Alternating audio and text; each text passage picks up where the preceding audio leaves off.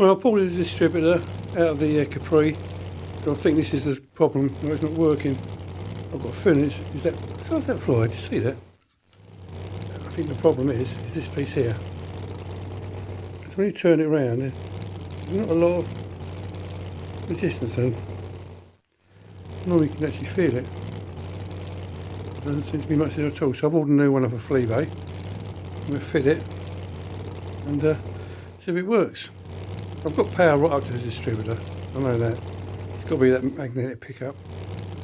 Anyway, let's wait for Fleabay to turn up. It's coming tomorrow or the day after. And then we'll change that. That has to be set up properly. I'm glad I took this off anyway. I was worried about sometimes the drive at the end goes. That's all pretty cool, isn't it?